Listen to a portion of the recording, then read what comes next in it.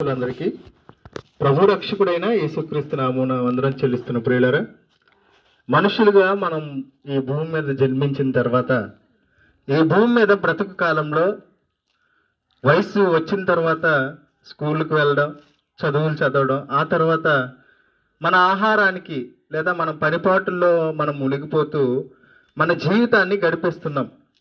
బాల్య వయసు, యవ్వన వయసు, తర్వాత వివాహం తర్వాత పిల్లలు, తర్వాత వృద్ధాప్యం అంటూ మన జీవితం ముగిసిపోతుంది. కానీ ఆలోచించాల్సిన ఒక విషయం ఏంటంటే, అసలు మనుషులుగా భూమి మీద మనం ఎందుకు పుడుతున్నాం? ఎందుకు మన వయసు మారిపోతుంది? మనం చనిపోయిన తర్వాత ఏం జరుగుతుంది? వృద్ధాప్యం తర్వాత మనం చనిపోతాం, లేదా యాక్సిడెంట్లో లేదా అనారోగ్యంతో మనం చనిపోతున్నాం. చనిపోయిన తర్వాత మన జీవితం ఏంటి? అసలు ఎందుకు భూమి మీదకు మనం పుట్టాలి అన్న ఆలోచన ఖచ్చితంగా ప్రతి మనిషి చేయాలి. కానీ మనుషులుగా బ్రతుకుతున్న మనం ఎప్పుడైతే ఈ పనిపాట్లో మునిగిపోతున్నామో దాని గురించి ఆలోచన మనకు ఉండదు. ఒక విషయం మీకు జ్ఞాపకం చేస్తాను చూడండి. మనం ఏదైనా ఒక వస్తువు కొన్నామనుకోండి, ఏదైనా ఒక వస్తువు కొంటే ఆ వస్తువు యొక్క పని ఏంటో మనకు తెలుసు, ప్రయోజనం ఏంటో తెలుసు. చూడండి, మన దగ్గర మొబైల్ ఫోన్ ఉంది. మొబైల్ ఫోన్ ఉందంటే ఖచ్చితంగా పని లేకుండా మనం కొనం. ఒక టీవీ కొన్నామంటే దానికంటూ ఒక పని ఉంటుంది, పని లేకుండా టీవీ అనేది కొనం. ఒక బైక్ కొన్నామంటే ఏ పని లేకుండా బైక్ కొనం. అలా అయితే వీటన్నిటికంటే విలువైన వారము, జ్ఞానవంతులు ఎవరంటే మనుషులమైన మనం ఏది కొన్నా దానికి ఏదో ఒక పని ఉంటుంది. చూడండి, చివరికి ఇల్లు ఊడ్చి చీపురు కట్ట కూడా పని ఉంటుంది, లేకపోతే మీరు కొనరు. ఎప్పుడైతే పని లేదని తెలుస్తుందో దాన్ని బయట పడేయడమైనా అమ్మేయడమైనా మనం చేస్తాం. ఇది తెలిసిన మనకి ఈ జీవరాశులన్నిటిలో మనకు కనిపించే ఆకాశం, ఈ భూమి మీద ఉన్న ఆకాశంలో ఎగిరే పక్షులు, భూ జంతువులు, సమస్తానికి ఏదో ఒక పని ఉంటేనే అవి నిర్మించబడ్డాయి. మరి అలాంటి వాటన్నిటికంటే జ్ఞానవంతులు ఎవరంటే మనుషులమైన మనమేనండి. ఎవరు మనం ఎంతకీ అంటే బైబిల్ చెప్తుంది, బైబిల్లో దేవుడు చెప్పిన మాట, దేవుడు తన స్వరూపం ముందు తన పోలికి చొప్పున తన పిల్లలమైన మనల్ని చేసుకున్నాడంట.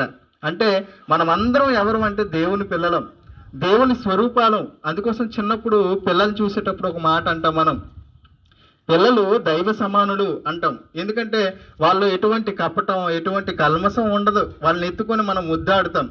అదే పిల్లలు కొంచెం వయసు వచ్చిన తర్వాత నిన్ను ఎందుకు కన్నానరా అనే మాట తల్లి నోట వినిపిస్తుంది మనకి. ఎందుకు అలా మారిపోతున్నాడు అంటే, పుట్టింది ఎందుకో తెలుసుకోకపోవడమే దీనికి కారణం. మనుషులుగా మనం మన గురించి ఆలోచించం కనుక ఎలా అయినా బ్రతికితే పర్లేదు అనుకుని బ్రతికేస్తున్నాం. కానీ దేవుడు మనుషులు పుట్టించినప్పుడు యథార్థవంతులుగా, పరిశుద్ధులుగా ఈ భూమి మీద పుట్టించాడు.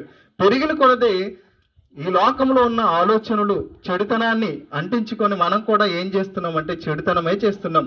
చూడండి, చిన్నప్పుడు పుట్టినప్పుడు లేని మంచి అలవాట్లు ఏవైతే ఉన్నాయో పెరిగిన కొలది దాన్ని పోగొట్టుకుంటున్నాం.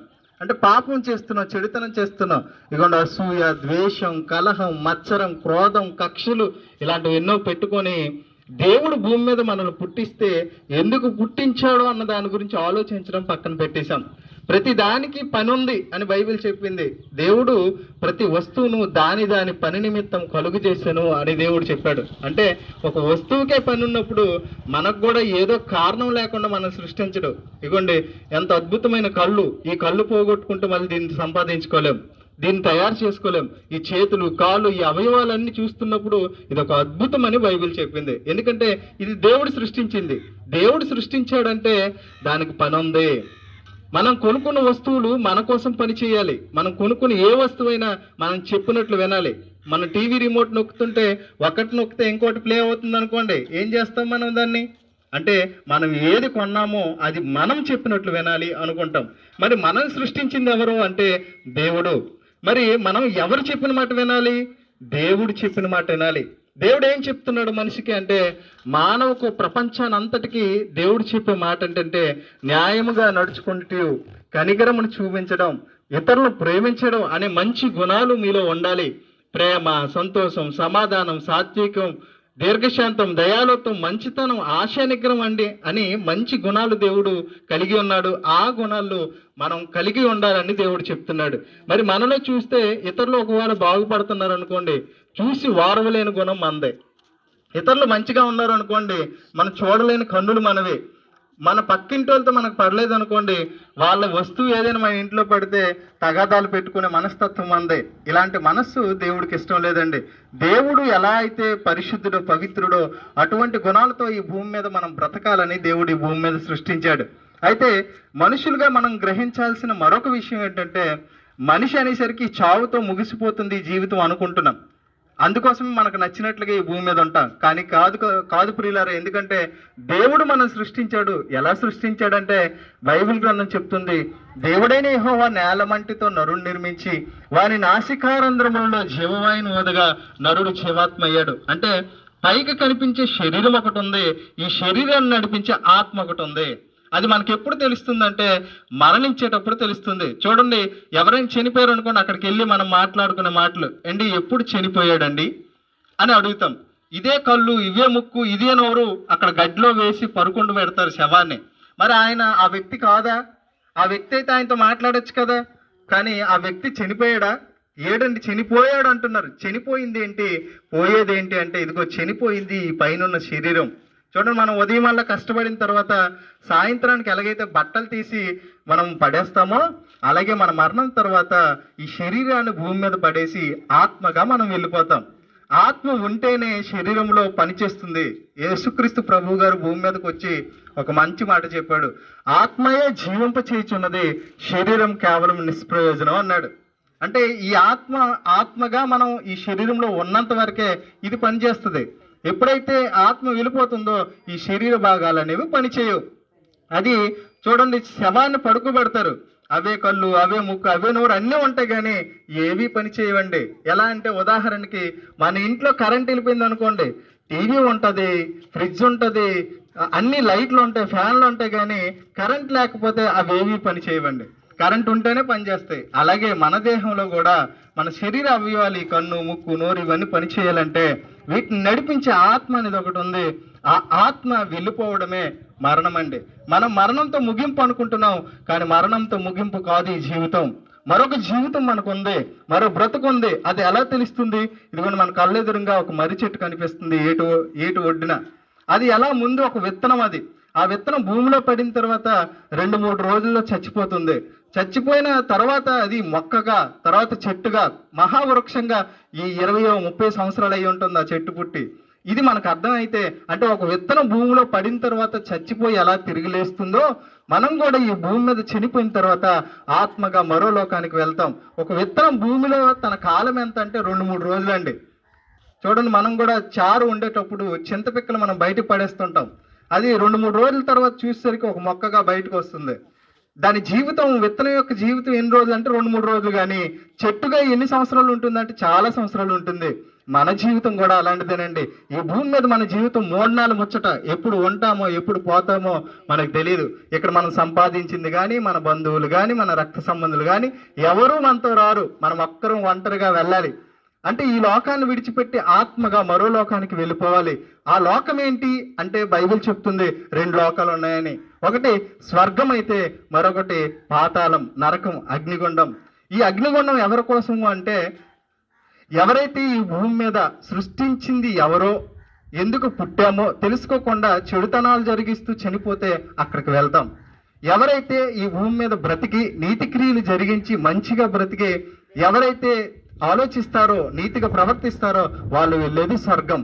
అయితే మరి మనలో మంచి ఉందా అంటే బైబిల్లో ఒక మంచి మాట దేవుడు రాపించాడు, ఏ భేదము లేదు, అందరూ పాపం చేసి దేవుడు అనుగ్రహించే స్వర్గాన్ని పొందుకోలేకపోతున్నారన్న మాట రాయబడింది.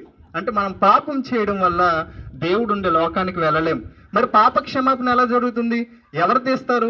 ఒంటి కంటే మురికిని సబ్బు పెట్టి మనం తీసుకోవచ్చు, బట్టల కంటే మురికిని సర్ఫ్ సోప్ పెట్టి తీసుకోవచ్చు, ఇల్లు శుభ్రంగా లేకపోతే మనం నీరుతో కడిగి మంచిగా శుభ్రపరచుకోవచ్చు. మరి మనిషిలో ఉన్న పాపాన్ని ఎవరు తీస్తారు? మనిషి హృదయంలో ఉన్న చెడుతను ఎవరు తీస్తారంటే మళ్ళీ సర్వశక్తిమంతుడైన దేవుడు మళ్ళీ తీయాలి. ఆ సర్వశక్తిమంతుడైన దేవుడు పరలోకాన్ని విడిచిపెట్టి భూమి మీదకి మనుష్య రూపంలో ఈ భూమి మీదకి వచ్చాడు 2026 సంవత్సరాల క్రితం. ఆయన యేసుక్రీస్తు ప్రభు. ఎందుకు యేసుక్రీస్తుని నమ్మాలి అంటే, ఇదిగో యేసుక్రీస్తు ప్రభు మనలో ఉన్న పాపాన్ని తీయడానికి ఈ భూమి మీదకి పరిశుద్ధంగా బ్రతికి తన ప్రాణం పెట్టి మరణించి సమాధి చేయబడి తిరిగి లేచాడు. ఆయన చావడం వల్ల, ఆయన రక్తం వల్ల మనకు పాప క్షమాపణ కలుగుతుంది. బలుల వలన రక్తము వచ్చి ఆ రక్తం వల్ల పాప క్షమాపణ కలుగుదు. కానీ పరిశుద్ధులైన దేవుని వలన, పరలోకమును విడిచిపెట్టి పరిశుద్ధంగా బ్రతికిన ఆ దేవుని రక్తం వలన మనకు పాప క్షమాపణ కలుగుతుందని బైబిల్ చెప్తుంది. అంటే మన పాపములు పోవాలంటే ఏం చేయాలని యేసు చెప్పాడంటే, ఇదిగో నమ్మి బాప్టిజం పొందిన వాడు రక్షింపబడును, నమ్మని వానికి శిక్ష విధింపబడును. అంటే విశ్వసించి నీతిగా బ్రతకాలి. దేవుణ్ణి నమ్మడమే కాకుండా ఆయన చెప్పిన మాటల ప్రకారం ఎప్పుడైతే మనం నీతిగా బ్రతుకుతామో ఆత్మలుగా దేవుడున్న ఆ లోకానికి చేరుకుంటాం. ఇలా మనుషుల పాపం నిమిత్తం ప్రాణం పెట్టిన ఒకే ఒక్క దేవుడు ఎవరు అంటే యేసుక్రీస్తు ప్రభు. ఆయన యందు విశ్వాసం ఉంచడం వల్ల ఆయన ఎలా అయితే తిరిగి లేచి పరలోకానికి వెళ్ళాడో, మనం చనిపోయిన తర్వాత కూడా మన పాప క్షమాపణ జరుగుతాయి కనుక మనం కూడా పరలోకం వెళ్ళే అవకాశాన్ని పొందుకుంటాం. ఆత్మగా కలకాలం మనం అక్కడ జీవిస్తాం. కాబట్టి ప్రియులారా, ఆలోచించండి. ఈ భూమి మీద జీవితం శాశ్వతం కాదు. మనిషికి మరో బ్రతుకుంది. అది పరలోకమో నరకమో మనమే నిర్ణయం తీసుకోవాలి. ఈ భూమి మీద ఎలా అయితే మేలు కీడు ఉందో, ఆశీర్వాదం శాపం ఎలాగైతే ఉందో, మన మరణం తర్వాత మరో లోకం ఉంది. ఈ లోకంలో పుట్టాం కనుక ఇదిగో ఇక్కడ ఒక ఊరు ఉందని మన సంగతి తెలిసింది. అలాగే చనిపోయిన తర్వాత మరో లోకాలు ఉన్నాయన్న సంగతి తెలుస్తుంది. అయితే సృష్టికర్త అయిన దేవుడు మనల్ని ప్రేమిస్తున్నాడు కనుక మనల్ని ప్రేమించి ఇగో 2 లోకాలు ఉన్నాయని, ఆయన మీరు చచ్చిపోయిన తర్వాత ఆ లోకానికి వెళ్ళాలి, ఈ భూమి మీద జీవితం శాశ్వతం కాదని తెలియచేశాడు. అవే మాటలు మీకు తెలియచేయడానికి ఈరోజు ఈ విధంగా వచ్చాం. ఆలోచించండి. ఇది సత్యం అనిపిస్తే, నిజం అనిపిస్తేనే మీరు దీన్ని అంగీకరించండి. ఇంకా విషయాలు తెలుసుకోవాలంటే బైబిల్ అనే గ్రంథం ఉంది. ఇక్కడ దగ్గరలో ఉన్న చర్చిలోనే వెళ్ళండి, వాక్యం వినండి. దేవుని మాట వినడం తప్పు కాదు, మనుషుల మాటలే తప్పుడుగా బోధిస్తారు కనుక ప్రియులారా, ఆలోచించండి. దేవుని మాటలు లోబడి, దేవుని మాటలకు విధేయులే మన ఆత్మను మనం రక్షించుకోవాలి. బైబిల్లో మీరు ఏమని చెప్తాను, మీ ఆత్మను రక్షించుటకు శక్తి గల వాక్యమును సాత్వికంతో అంగీకరించండి అన్నాడు. మీరు పరిశీలించండి. ఇది నిజమైతేనే అంగీకరించండి. నిజం కాకపోతే యేసుక్రీస్తుని నమ్మాల్సిన అవసరం లేదు. ప్రియులారా, ఈ రోజు మన మరణం తెలియదు. బైబిల్లో యాకోబు అనే పుస్తకంలో 4:14 ఒక మంచి మాట దేవుడు రాపించాడు. రేపు ఏమి సంభవించినో మీకు తెలియదు, మీ జీవం మేపాటిది, మీరు కొంతసేపు కనబడి అంతలోని మాయమైపోయే ఆవిరి వంటి వారే. అంటే మన జీవితం ఏ రోజు ముగిసిపోద్దో తెలీదు. మరణించేంతలోపు శాశ్వతకాలమైన సుఖమైన ఆ నిత్యజీవంలోనికి వెళ్ళాలి. నరకంలోనికి వెళ్ళడం, అగ్నిగుండంలో బాధపడడం దేవుడికి ఇష్టం లేదు. మనుషులమైన మనమందరం ఆయన పిల్లలం. ఆయనకి తారతమ్యం లేదు. మనమందరం ఆయనతో పాటు ఉండాలన్నదే ఆయన ఉద్దేశం. కాబట్టి ఆలోచించి నిర్ణయం తీసుకోవాల్సిందిగా మనవి చేస్తూ ఈ మాటలు ముగిస్తాను. విన్నందుకు మీ అందరికీ ప్రభు అయిన యేసు నామమున వందనం చెల్లిస్తున్నాం. ప్రార్థన. పరలోకమందున్న మా